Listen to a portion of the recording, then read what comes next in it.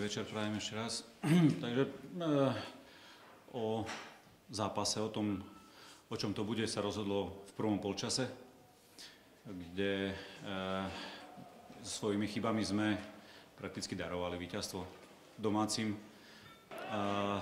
Ten druhý polčas si myslím, že oduševneným výkonom domácich im stačil na to, aby dneska boli šťastní víťazi. Ja im k tomu blahoželám, pretože dali 3 góly a to je veľa.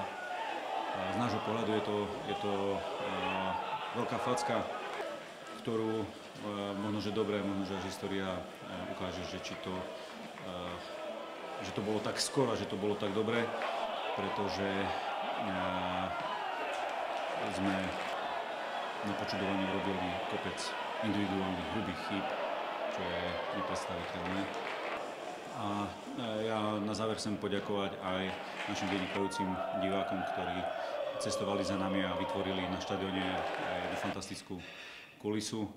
Takže my sme sklamaní, ale sme poučení a sme o to silnejší, že takýto zápas nás posunie dopredu, pretože takéto niektoré individuálne chyby a výkony nemôžu byť, ani už verím, že nebudú. Ďakujem. My sme sa v podstate od útorka pripravovali na Košice, lebo samozrejme, že je to sviatok, keď také mužstvo príde k nám hrať.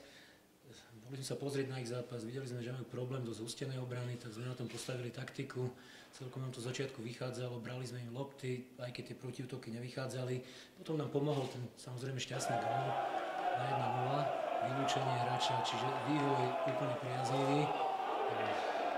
Myslím si, že vďaka aj dnes výkonu našich hráčov, aj disciplíne, aj bojovnosti, aj tomu vývoju, ktorý bol pre nás priaznivý, sme hrali dobrý zápas a myslím, že ten zápotokový gól bol úplne rozhodujúci a bola to taká šiaľačka na nohách a potom sme už sa snažili to len trpezlivo dohrať. Myslím, že trošku tí hráči naši už sa zľakli víťazstva s takým súperom a zbytočne nedozdávali lopty, ale nečudo.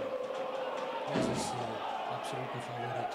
To, čo Marek Fabula minulý rok dosiahol teda v tej prvej lige, to sa nikto nedoceňuje, že odišli najkvalitnejší hráči a on dokázal vyhrať 6. miesto, takže to mužstvo má obrovskú kvalitu.